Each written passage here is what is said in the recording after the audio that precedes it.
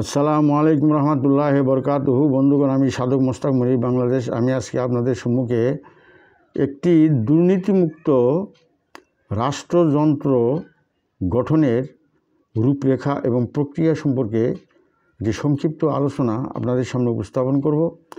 আশা করি ভিডিওটি অত্যন্ত গুরুত্বপূর্ণ দেশ এবং জাতির জন্য, কাজেই অত্যন্ত মনোযোগ সহকারে সকলকে আমি আমন্ত্রণ জানাবো ভিডিওটি শোনার জন্য। তাহলে আসুন ভিডিওটি শুরু করা যাক। একটি আদর্শ রাষ্ট্র গঠনের জন্য, রাষ্ট্রযন্ত্র গঠনের জন্য, অর্থাৎ রাষ্ট্র পরিচালনার জন্য কী ধরনের সরকার গঠন করা প্রয়োজন, বিশেষ করে সারা পৃথিবীতে এবং বাংলাদেশের কথা বলবো।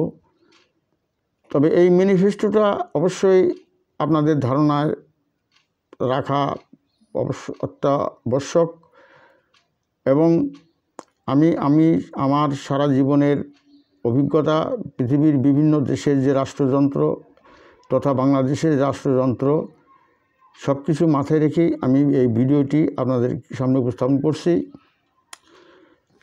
আর প্রথমে আমাকে বলতে হয় যে সারা পৃথিবীতে অনাচার, অবিচার, ব্যভিচার চলছে, কিন্তু তুলনামূলকভাবে আমাদের বাংলাদেশে বেশি। কারণ বাংলাদেশের মানুষ এখনও পুরোপুরি সভ্য হতে পারেনি। সেই অন্ধকার যুগের যে দৃশ্য আমরা দেখতে পাই, অনুরূপ একটি পরিবেশ আমরা লক্ষ্য করি। মানুষের ভিতরে কোনো নীতি নাই, কোনো নৈতিকতা নাই, কোনো বিচার নাই। মানুষগুলো যেন শিক্ষিত এবং অশিক্ষিত সবাই নৈতিক গুণাবলী বর্জিত, এবং এই জন্য এই দেশের দুর্নীতি থাকবেই। কাজে এই দুর্নীতিমুক্ত একটি রাষ্ট্রযন্ত্র কীভাবে গঠন করা যায়, এই বিষয়ে আমি একটা রূপরেখা আপনাদের সামনে উপস্থাপন করব। প্রথমত, যেহেতু আমাদের এই দেশটি একটি স্বাধীন সার্বভৌম দেশ, কাজেই এখানে কোনো রাজনীতির প্রয়োজন নাই। অর্থাৎ কোনো রাজনৈতিক দল থাকবে না, এটা 1 নম্বর অপশন। কোনো রাজনৈতিক দল থাকবে না, এটি হলো 1 নম্বর অপশন।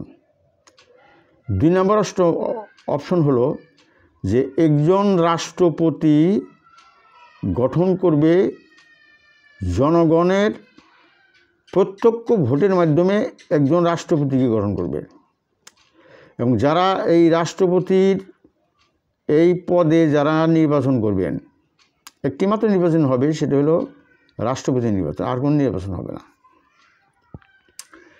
এই রাষ্ট্রপতির যে যোগ্যতা, যারা এই রাষ্ট্রপতি পদে যারা প্রতিদ্বন্দ্বিতা করবেন, তাদের যে যোগ্যতা, এই যোগ্যতা হতে হবে যে প্রথমত ধরুন যে বিচার বিভাগের যে হাইকোর্ট, সুপ্রিম কোর্টের যে অবসরপ্রাপ্ত বিচারকগণ, তারা এই রাষ্ট্রপতি প্রতিদ্বন্দ্বিতা করতে পারবেন। অতীত নির্বাচন কমিশনে যারা ছিলেন, তারাও সাবেক নির্বাচন কমিশনার, তারাও এই সভাপতি পদে নির্বাচন করতে পারবেন। যারা অতীতে যারা স্পিকার ছিলেন, তারাও এই রাষ্ট্রপতি পদে প্রতিদ্বন্দ্বিতা করতে পারবেন। দেশের যারা অধ্যাপক অবসরপ্রাপ্ত, তারাও এই রাষ্ট্রপতি পদে প্রতিদ্বন্দ্বিতা করতে পারবেন। যারা বিভিন্ন দেশের রাষ্ট্রদূত ছিলেন, তারাও এই রাষ্ট্রপতি পদে তারা প্রতিদ্বন্দ্বিতা করতে পারবেন। যারা আন্তর্জাতিক গুণসম্মত যোগ্যতা সম্পন্ন, যে সমস্ত লেখক, গবেষক, পুরস্কারপ্রাপ্ত, এবং যারা বিভিন্ন রাষ্ট্রীয় কর্মকাণ্ডের এবং রাষ্ট্রের মানুষের, জনগণের সেবায় নিজেকে আত্মনিয়োগ করে যারা বিভিন্ন ধরনের দেশি এবং বিদেশি বিভিন্ন পুরস্কারে এবং সনদে ভূষিত হয়েছেন, বিশেষ করে যে বিভিন্ন ধরনের যেমন কৃষি বলেন, শিল্প বলেন ইত্যাদির উপরে যারা গবেষণা করে পুরস্কারপ্রাপ্ত হয়েছেন, সনদপ্রাপ্ত হয়েছেন, তারাও রাষ্ট্রপতি পদে তারা প্রতিনিধিত্ব করতে পারবেন। দেশে যে সমস্ত সাংবাদিক, আন্তর্জাতিক সাংবাদিক, সুপ্রতিষ্ঠিত সাংবাদিক, লেখক, গবেষক এবং পুরস্কারপ্রাপ্ত বাংলা একাডেমির যে মহাপরিচালক এবং বিভিন্ন একাডেমির মহাপরিচালকগণ তারা রাষ্ট্রপতি পদে প্রতিনিধিত্ব করতে পারবেন। এইভাবে যারা শিক্ষক এবং বিশ্ববিদ্যালয়ের শিক্ষক অথবা যে কোনো শিক্ষা প্রতিষ্ঠানের শিক্ষক, অধ্যাপক পদে উন্নীত হয়েছেন এবং অবসরপ্রাপ্ত, তারাও এই রাষ্ট্রপতি পদে প্রতিনিধিত্ব করতে পারবেন। এবং এর সঙ্গে যদি আরও এই ধরনের কোনো উচ্চ ক্ষমতা সম্পন্ন ব্যক্তি থাকেন, যোগ্যতা সম্পন্ন ব্যক্তি থাকেন, যারা রাষ্ট্র বা বিদেশ থেকে স্বীকৃতিপ্রাপ্ত ব্যক্তি, আন্তর্জাতিক খ্যাতিসম্পন্ন ব্যক্তি, তারাও এই রাষ্ট্রপতি পদে তারা প্রতিনিধিত্ব করতে পারবেন। এবং এই রাষ্ট্রপতি পদে যারা প্রতিনিধিত্ব করবেন তারা সরাসরি জনগণের প্রত্যক্ষ ভোটে তারা নির্বাচিত হবেন। এবং যখন নির্বাচিত হবেন তখন সে রাষ্ট্রপতির দায়িত্ব গ্রহণ করার পরে তিনি একটি মন্ত্রী পরিষদ গঠন করবেন এবং সেই মন্ত্রী পরিষদ রাষ্ট্রপতি এবং সেই মন্ত্রী পরিষদের যে সিদ্ধান্ত অনুযায়ী দেশ এবং রাষ্ট্র পরিচালিত হবে। এবং যে সমস্ত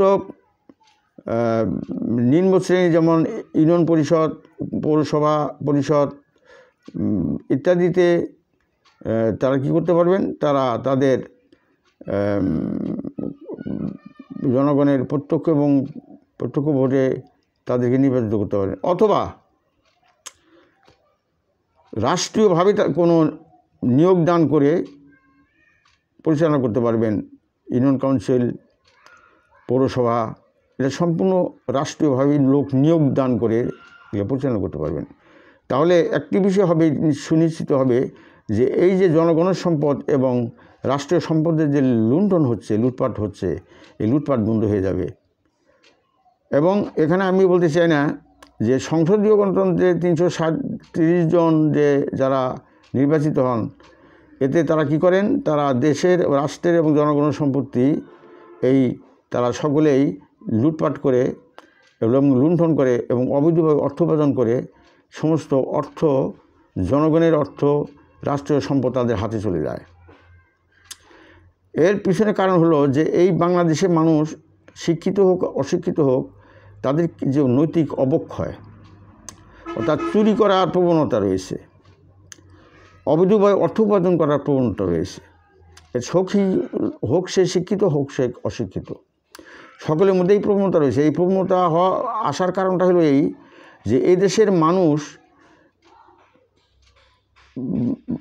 এটা সংকট সৃষ্টি, অর্থাৎ আর্য অনার্য দ্রাবিড় জাত সম্ভূত বিভিন্ন জাতের সংমিশ্রণে এদেশে মানুষ সৃষ্টি। এবং এদেশের মানুষ বেশিরভাগই পরাধীন থেকেছে।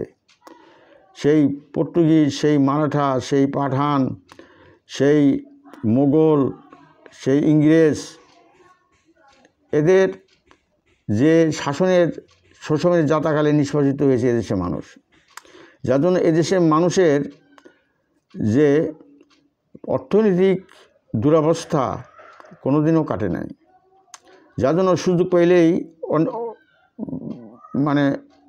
অন্যায়ভাবে তারা অর্থ উপার্জন করে সে আঙুল ফুলে কলা গাছ হওয়ার একটা সুযোগ থেকে যায়। কাজেই রাষ্ট্রপতি শাসিত সরকারের যে রূপরেখা আমি দিয়েছি, এইভাবে যদি কোনো রাষ্ট্র গঠন করা হয় এবং এদেশে কোনো রাজনীতির কোনো প্রয়োজন নাই, দেশ স্বাধীন হয়েছে, স্বাধীন দেশে তো রাজনীতির কোনো প্রয়োজন নেই। এখানে এই ধরনের যোগ্যতা ব্যক্তি তারা জনগণের সরাসরি ভোটে নির্বাচিত হবেন এবং তিনি তার মন মতো একটা মন্ত্রী পরিষদ গঠন করবেন এবং সেনাবাহিনী, নৌবাহিনী, বিমান বাহিনী তাদের সহযোগিতা, প্রত্যক্ষ সহযোগিতা তার হাতে থাকবে এবং সমস্ত বাহিনীর যে প্রধান রাষ্ট্রপতি থাকবেন। রাষ্ট্রপতিকে জবাবদিহি করতে হবে জনগণের কাছে। কারণ যদি রাষ্ট্রপতি কোনো রাষ্ট্রবিরোধী এবং রাষ্ট্রদ্রোহী বা রাষ্ট্র স্বার্থবিরোধী কোনো কর্মকাণ্ডে লিপ্ত হয়ে যান, তাহলে জনগণই তাকে এই পদ থেকে তারা ইনফরমেশন দিবেন এবং এই পদের অযোগ্য তারা ঘোষণা করবেন।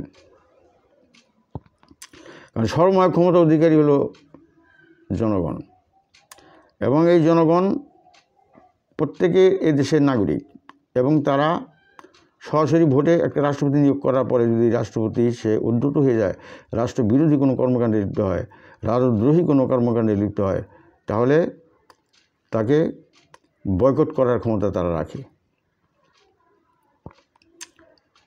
তো সুতরাং এইভাবে একটি রাষ্ট্রযন্ত্র গঠিত হলে একজন রাষ্ট্রপতির প্রধান দায়িত্ব হবে দুষ্টের দমন শিষ্টের পালন এবং দেশের এবং রাষ্ট্রের সম্পদের সুষম বন্টন এবং দুর্নীতি মুক্ত একটি রাষ্ট্র গঠন।